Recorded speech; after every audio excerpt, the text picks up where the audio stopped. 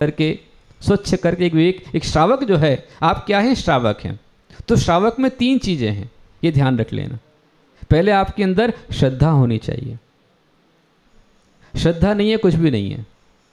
हम लोग अभी 2 दिन पहले पढ़ रहे थे, भाव संग्रह में बहुत अच्छा विषय चलता है। उस भाव संग्रह में आया था कि सम्यक दर्शन ज्ञान चरित्राणी मोक्ष मार्ग का जो सूत्र दिया है, इसमें जो सम्यक दर्शन है, जो श्रद्धा है, उसको दिया है 1, उसकी इकाई 1 है। और उसके बाद जो ज्ञान है, चरित्र है, उसको दिया है 0। ज्ञान 0 है, चरित्र 0 है। और यदि ज्ञान और चरित्र के आगे दर्शन लग जावे, तो दर्शन लग जाने पर, सम्यक दर्शन होने पर, वो 1 और ये 0 और 0 मिलकर के 100 हो जाते हैं। और ये श्रद्धा नहीं है, सम्यक दर्शन नहीं है, तो आपका ज्ञान 0 है, आपका चरित्र 0 है। पहले श्रद्धा चाहिए। तो आप श्रावक हैं। श्रावक के अंदर क्या होना चाहिए? पहले श्रद्धा, फिर दूसरा विवेक, और तीसरा क्रिया। इन तीनों के साथ ही श्रावक होता है, उसका सम्मिलन श्रावक कहलाता है। 3 में से 1 भी नहीं तो आप श्रावक नहीं, षडावक हैं। अब दूध में हिंसा है या नहीं? दूध किससे निकलता है? गाय या भैंस से निकलता है। और जब दोहन करते हैं, थनों को दोहते हैं, तो दोहने पर जो दूध निकलता है, उससे दूध को क्या संज्ञा देते हैं? क्या कहते हैं उसे? उसे कहते हैं धारोष्ण। कौन सा दूध है वो? जब दूध निकलता है तो कुछ देर तक वो गर्म रहता है, गुनगुना सा रहता है। धारा जो पड़ती है, उस धाराओं से दूध उष्ण हो जाता है। हमारे गुरुदेव वैज्ञानिक धर्माचार्य शिखरानंद गुरुदेव, उन्होंने दिल्ली में जब थे, वहाँ पर वैज्ञानिक उपकरणों के माध्यम से गवेषणा की, खोज की। और वहाँ के जो बहुत अच्छे डॉक्टर DC जैन, बहुत ही अच्छे डॉक्टर हैं, अहिंसा का बहुत अच्छा प्रचार करते हैं, उनके साथ यंत्रों पर शोध किया गया तो देखा गया, और आगम के वाक्य हैं कि जो दूध होता है, गाय के और भैंस के द्वारा निकाला हुआ दूध 48 मिनट तक, 48 मिनट तक उस दूध में कोई जीव नहीं होता है। ये साइंस भी कहता है, धर्म भी कहता, आगम कहता है। और ऐसे दूध को, जो दूध निकाला गया है धारोष्ण है, ऐसे दूध को 48 मिनट के अंदर अंदर, उसके पहले पहले छान कर गर्म कर लिया जाए, तो ऐसे दूध की मर्यादा हो जाती है 24 घंटे। अब देखिए आप कि जो दूध है उसमें जीव है कि नहीं है? आवाज नहीं आ रही है। जब दूध में जीव ही नहीं है तो हिंसा किसकी हुई? जल में हिंसा है, क्योंकि जल को छाना, गर्म किया, प्रासुक किया, उसमें जीव मरेंगे, घात होगा, परंतु उसका आपको त्याग नहीं है, ये भी आप जान लीजिए। अकेले जल ही नहीं, यदि आप जल की हिंसा का भी त्याग करना चाहते हैं, फिर आपका स्वागत है, आप घर परिवार छोड़ दीजिए और महाव्रती मुनि बन जाइए। क्योंकि मुनि महाव्रती ही संपूर्ण हिंसा के त्यागी होते हैं। अहिंसा महाव्रत होता है। आप श्रावक हैं, आपके अहिंसाणु व्रत है। आपके लिए नियम है कि त्रस हिंसा को त्याग वृथा था वरना सहारे। त्रस हिंसा का त्याग कर दीजिए और अनावश्यक स्थावर की हिंसा मत कीजिए। जो आवश्यक है वो करनी पड़ेगी। बिना काम पत्ते मत तोड़ो, बिना काम के किसी को परेशान मत करो, फूल पत्ती मत तोड़ो, बिना काम की अग्नि मत जलाओ, बिना काम का पानी मत बहाओ, लेकिन जो काम का आवश्यक है उसे करने में कोई दोष नहीं है आपके लिए। हमारी बुद्धि को व्यापक बनाइए, अनेकांत पथ पर लेकर चलिए, फिर सुख का मार्ग मिलेगा। और एकांत में रहोगे दुख ही दुख मिलेंगे। जल में थोड़ी सी हिंसा है, परंतु वो कितनी सी है मैं आपको बताऊंगा। और दूध में हिंसा, बोलिए, स्पष्ट बोलिए, क्यों नहीं है? क्योंकि उसमें जीव नहीं है। कब नहीं है? आपका विवेक लगाना पड़ेगा। प्रमाद नहीं चलेगा आपका, प्रमाद में गलियां नहीं चलेंगी। दूध को निकाला और 48 मिनट के अंदर अंदर छान कर गर्म कर लिया, अच्छा प्रासुक कर दिया, और गर्म किया हुआ जो दूध है उसमें हिंसा नहीं है। उस दूध से बनने वाला जो दही है, उस दही का भी गवेषण, उसका संशोधन किया गया, देखा गया है। वो दूध से बनने वाला दही, कौन सा दही? बाजार का आया हुआ दही नहीं, दही से जमाया हुआ दही नहीं। जो दही चांदी के सिक्के से, नारियल के टुकड़े से मार्बल से या बादाम से जमाया गया है और वह दही दूध से दही जम गया है, और जमने के बाद वो दही जब तक उसमें खटास नहीं आई है, मिठास है, जब तक दही खट्टा नहीं हुआ है, उसमें बदबू नहीं आ रही है, तब तक वो दही शुद्ध है, प्रासुक है, भगवान के अभिषेक करने योग्य है और आचार्य साधुओं के लिए आहार में देने योग्य है, प्रासुक है। यदि दही में दोष होता तो हमारे कोई आचार्य नहीं लेते। आचार्य की बात छोड़िए, जिस समय समाधि का प्रसंग आता है, समाधि के टाइम पर भी लास्ट में छाछ आ जाता है। छाछ, दूध छूटता है, छाछ आती है, छाछ के बाद पानी आता है, पानी छूट के संथारा आ जाता है। तो छाछ समाधि के समय भी चल रही है। यदि छाछ में दोष होता समाधि में नहीं देते। छाछ में, दूध में, दही में दोष होता तो हमारे कोई साधु, कोई आचार्य नहीं ग्रहण करते। दूध में हिंसा होती तो एक भी आचार्य, मुनि, आर्य का कोई दूध नहीं रह सकते थे। दूध निर्दोष है, दूध शुद्ध है, दही शुद्ध है, इसलिए उससे अभिषेक किया जाता है। ध्यान रखना कि भगवान का अभिषेक अभिषेक है, वो स्नान नहीं है। वो तीन लोक के नाथ हैं। मैंने सिद्ध चक्र विधान के टाइम भी आपको बतलाया था।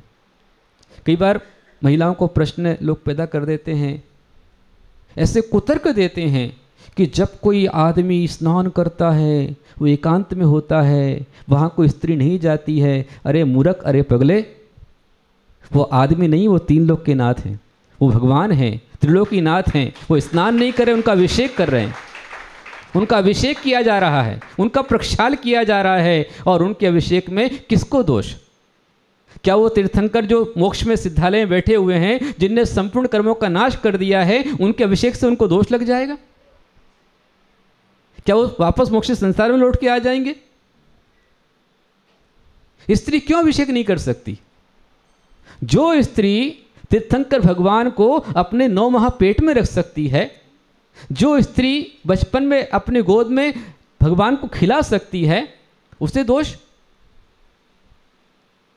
मैंने आपको सिद्ध चक्र विधान में बताया था, आपने सुना था कि मैना सुंदरी ने भक्ति के साथ भगवान का विधान किया, अभिषेक किया, और अभिषेक गंधक लेकर के जब उसने शास्त्र कोड़ियों पर छिड़क दिया तो उनका कोड़ भी समाप्त हो गया, वो स्वस्थ हो गए। ये स्त्री अभिषेक का ज्वलंत श्रेष्ठ उदाहरण है।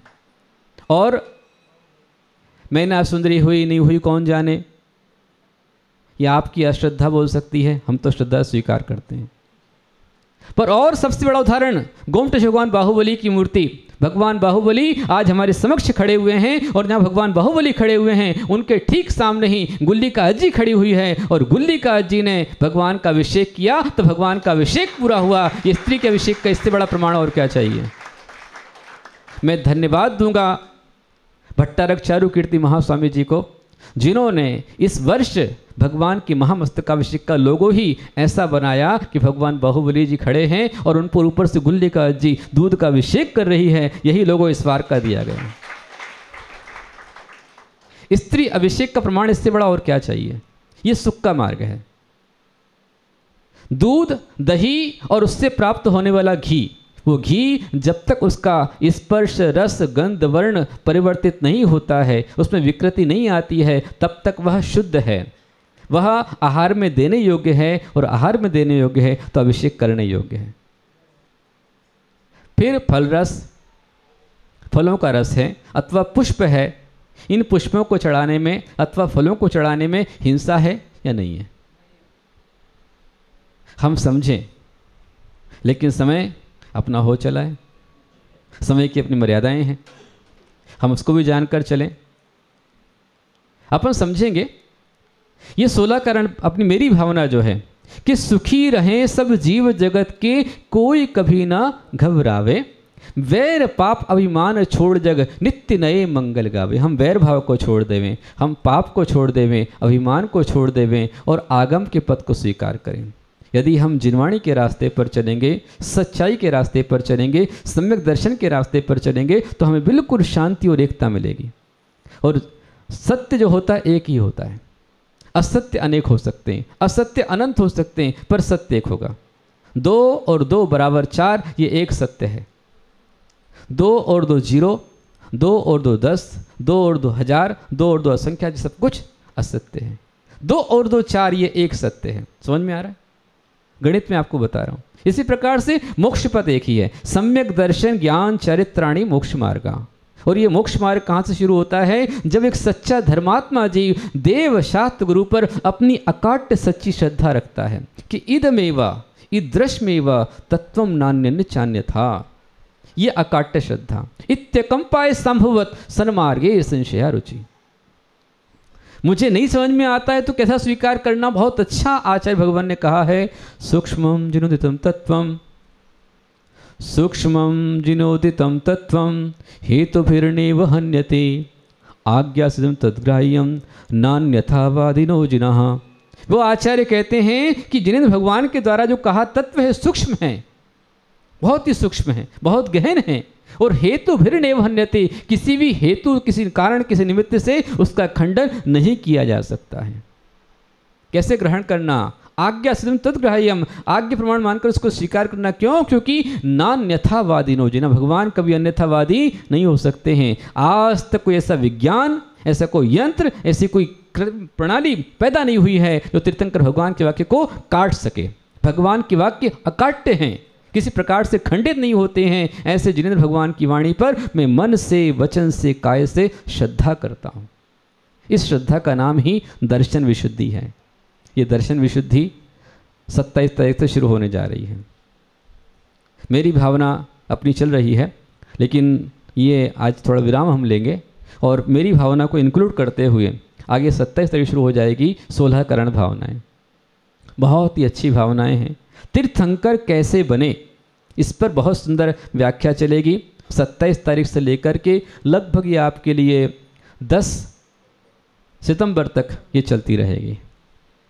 उसके बाद दूज जहाँ आएगी तो दूज में अभी बहुत सारे कार्यक्रम बीच में आएंगे। चंदन षष्ठी आएगी भादोवदी षष्ठी को, फिर भादो शुक्ला दूज को आचार्य श्याम सागर जी की पुण्यतिथि आएगी, वो अपन मनाएंगे। और भादो शुक्ला तीज को त्रिकाल चौबीसी, रोड तीज, त्रैलोक्य तीज, जिसे मैं आज कहता हूँ महालक्ष्मी प्राप्ति के एक बहुत बड़ा अनुष्ठान हम करेंगे 12 सितंबर को। 13 सितंबर को बीच का विश्राम और 14 सितंबर से 10 लक्षण महापर्व प्रारंभ हो जाएंगे। तो अभी 27 तारीख से तीर्थंकर कैसे बने, तीर्थंकर भगवान तीर्थंकर बने, तो कैसे तीर्थंकर बने इसको हम जानेंगे और हम भी तीर्थंकर बनने के रास्ते पर चलने का प्रयास करेंगे। उसका पहला प्रयास है कि सुख के मार्ग पर हमको चलना है तो दर्शन विशुद्धि प्राप्त करनी है। और दर्शन विशुद्धि के लिए जिनवाणी पर, जिन धन पर हमारी अटूट अकाट्य श्रद्धा होनी चाहिए। और इसको समझने के लिए मैं आपको बता रहा हूँ कि पंचामृत अभिषेक जो है पूर्णतया वैज्ञानिक धर्म है, पूर्णतया वैज्ञानिक है, पूर्णतया निर्दोष है और पूरा शुद्ध है। इसमें कहते हैं कि भाई अभिषेक होता है, ठीक है, पर अभिषेक करते हैं उसकी गंध होती है, उससे जीव आ जाते हैं, तो अज्ञानता में जीव आते हैं। यदि आप विवेक के साथ में काम करेंगे, भगवान का जो अभिषेक होता है सर्वौषधि के अभिषेक में इस प्रकार के तत्व होते हैं। और उसको छोड़िए, जो चंदन होता है वो चंदन कैसा होता है? संशुद्ध शुद्ध्या परया विशुद्ध्या, और आगे कर्पूर सम्मिश्रित चंदने ने, क्या मिलाया उसमें? कपूर। जहाँ चींटी हो कपूर डाल दो, आप चींटी आएगी फिर। और चंदन में कपूर मिला दिया, और कपूर मिला हुआ चंदन जब भगवान को लेपन करते हैं, वहाँ लगा देते हैं, तो उसकी गंध से कोई जीव जंतु वहाँ पर नहीं आते हैं, कोई दोष नहीं लगता है। ऐसी बहुत सारी चीज़ें हैं। मैं आपको बतला दूं कि मेरा जो जन्म हुआ है शरीर का, वो ऐसे स्थान पर हुआ है जहाँ अज्ञानता में लोग बहुत कुछ कह जाते हैं। वहाँ पर ना कोई 13 पंथ को जानता था, ना कोई 20 पंथ को जानता था। और यथार्थ में, एक्चुअल में हमारी जिनवाणी, हमारे शास्त्र में ना कहीं पर 13 पंथ है, ना कहीं 20 पंथ है ही नहीं। हमारे यहाँ तो आगम पथ, मोक्ष पथ है। फिर भी वहाँ बोलते थे कि भाई जो भगवान को फूल चढ़ा देवे वो श्वेतांबर, जो नहीं चढ़ाए वो दिगंबर। ऐसा एकांत मिथ्यात्व हमने पाला है, देखा है। लेकिन मेरा परम सौभाग्य है, मेरा जन्म जन्मांतर का पुण्य है कि मुझे आचार्य श्री कुंभ सागर जैसे महाज्ञानी शिल्पकार मुझे मिले। और हमारे अंदर के मिथ्यात्व के विकार को निकाल करके सम्यक्त को साकार करने वाले साकार शिल्पी आचार्य श्री कनिष्ठ गुरुदेव मिले, जिन्होंने हमें ऐसा ज्ञान दिया कि आज कोई मेरे सिर पर तलवार रखकर पूछे कि बोलो गुप्ती नंदी सत्य क्या है, तो मैं कहूँगा जो जिनवाणी में लिखा है वही सत्य है, उसको छोड़कर और कोई सत्य नहीं है। यही सत्य मार्ग है, यही श्रेष्ठ मार्ग है, यही मुक्ति का पथ है। सुखी रहे सब जीव जगत के, मैं आपको सुखी बनाना चाहता हूँ, आपको संसार के दुख से बचाना चाहता हूं। तो दुख से बचना है तो जो मिथ्यात्व है सबसे पहले उसे छोड़िए। जो मिथ्यात्व को छोड़ देगा, सम्यक्त प्राप्त कर लेगा, वहां से सुख का मार्ग प्रारंभ हो जाएगा। परसों हम लोग पढ़ रहे थे यहाँ पर भाव संग्रह के अंदर कि जो मिथ्यात्व गुणस्थान से ऊपर उठ जाता है तो उठने के साथ में ही उसको 16 प्रकृतियों की बंद विच्छित्ति हो जाती है, मतलब दुख उतना छूट जाता है। मैं आपको ज़्यादा नहीं बताऊंगा, आगम की बातें नहीं तो आपको बाउंस हो जाएगी। फिर भी जिन्हें आगम के गूढ़ रहस्य को समझना है, आह्वान करता हूं उनको कि आप दोपहर में 3 बजे आइए। आज तो मत आइए, आज 14 है, हम लोग बड़ा प्रतिक्रमण करेंगे और कल रक्षाबंधन धूमधाम से मनाएंगे। जिन मुनिराजों ने, जिन आचार्य भगवान ने अपने जीवन को लगा करके और घोर उपसर्ग सहन करते हुए मुनि धर्म का झंडा फहराया, ऐसे शास्त्र मुनिराजों को कल हम श्रद्धा के साथ में अर्घ्य चढ़ाएंगे। मेरा आपसे आह्वान है कि हर एक श्रावक श्राविका अपने साथ में सुंदर सा अर्घ्य लेकर आएँ। श्रीफल लेकर के आइए, फल लेकर के आइए, घर का बना हुआ शुद्ध निवेद्य लेकर आइए, ऐसे अष्टद्रव्य सुंदर से पुष्प लेकर के आइए। हर एक के पास एक थाल आपका अपना होना चाहिए और एक मंत्र पर एक आपको चढ़ाना है। ऐसे 700 परिवारों द्वारा, 700 व्यक्तियों द्वारा कल वहाँ पर एक अजब सा नज़ारा होगा। जहाँ इंद्र भवन है, वो इंद्र भवन वाकई में इंद्र का भवन बन जाएगा, जब हम भक्ति के साथ में उन शास्त्र मुनिराजों को मंत्र के साथ में अर्घ्य चढ़ाएंगे और रक्षाबंधन को मनाएंगे। रक्षाबंधन क्या है, क्यों है, हमने 19 तारीख को बताया है, उसमें और विशेष रहा है, कल आप समझेंगे और उसको समझ करके हम सच्चे पथ पर चलें, आगम के पथ पर चलें, मोक्ष के पथ पर चलें। यही सच्चा सुख का मार्ग है। और जो मिथ्यात्व का रास्ता है, धर्म के विरोध में जो खड़ा हुआ है, जिनवाणी के विरोध में खड़ा हुआ है, जिनेंद्र भगवान के विरोध में खड़ा हुआ है, वो घोर मिथ्यात्व का दलदल है, दुख का रास्ता। उससे बचें और सतपथ पर चलें। इसी मंगल कामना के साथ बोलो अहिंसामय सनातन जैन धर्म की